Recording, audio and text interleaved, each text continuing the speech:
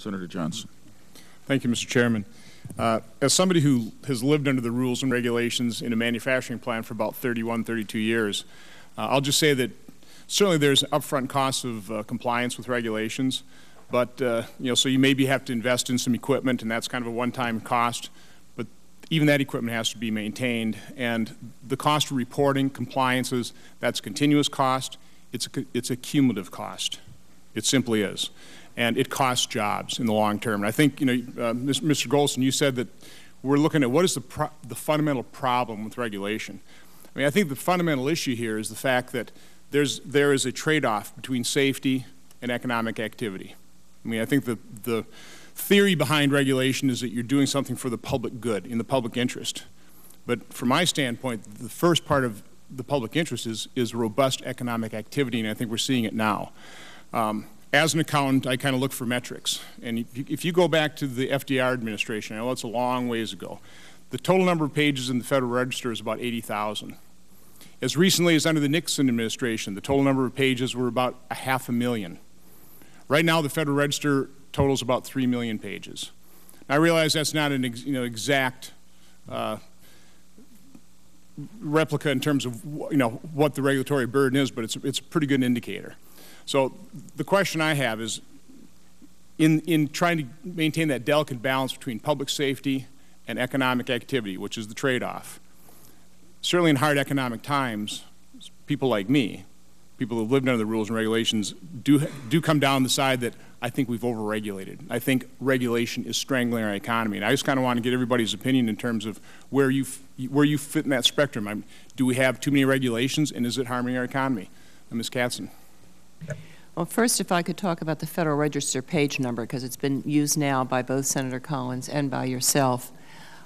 When I teach a course in administrative law, I have a 1977 NHTSA rule on airbags and a 1997 NHTSA rule on airbags. One is 4 pages, one is 40 pages. The difference? The 40-page one has all the data that everybody wants to see displayed, a response to all the comments which everybody wants to have considered. Repetition to the point of insanity, so that the number of pages, I would respectfully say, is not a relative. And I admit it's not perfect, but it's indicative. Okay, but answer my question. What is the effect of regulation on employment? Do you believe we are at a point where it is harming our economic activity? I think most of the academic studies show that it's essentially neutral on employment, and I think the Wall Street Journal yesterday said lack of employment is because of lack of demand. Lack of employment is because the states don't have the money anymore and have fired a lot of people at that area. And in the private sector, I think part of the job situation is regulatory uncertainty, not regulatory burden. You're not sure what's going to be happening. Because while unemployment is still up, it's interesting that corporate profits are at an all-time high. So if regulation is such a burden, why is it not coming out of the corporation's bottom line? Ms. Dudley. I think everyone agrees that regulations have benefits as well as costs. We've heard several times today that the net benefits that the benefits are so much higher, that OMB's estimates of the benefits are so much higher. And I think it is important to understand what those benefits are. The costs, as you say, are real compliance costs. They might prevent you from hiring a new employee or being able to take on a new innovation. Whereas the benefits, and I won't take up too much of your time, but the benefits are much more uncertain. They aren't dollars that a family can use to put food on the table or that you can use to hire a new employee. They're estimates of how people might value a change in risk. So I think while we all agree that some regulation is necessary, I think we have reached a point of diminishing returns. And that doesn't mean all regulations, but there are certainly some that are certainly not providing incremental net benefits. Mr. Goldston. First of all, I'd agree with everything that Sally Katzen said on this. Obviously, we're not arguing that there are no regulations that are in error or that regulations don't impose costs on industry, but the idea that the nation is grossly overregulated or that regulations are responsible for the current unfortunate economic situation, I don't think can be borne out by the facts. The other thing I would say is regulations also protect the economy. I think there's certainly a strong argument to be made that one of the reasons we got into this problem that we have right now is because of inadequate regulation. So, and those are real costs. Do you think the banking industry was underregulated?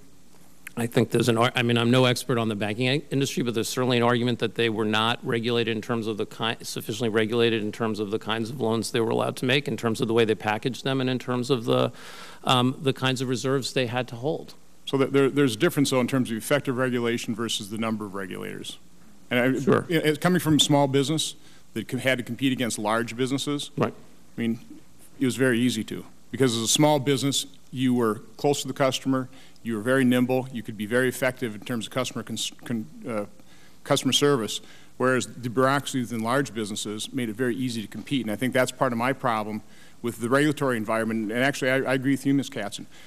Throwing more laws on top of this, another layer of bureaucracy. I mean, I'm quite dubious about putting more bureaucrats in charge of making other bureaucrats more effective and efficient. I have a real concern about that. Ms. Harned.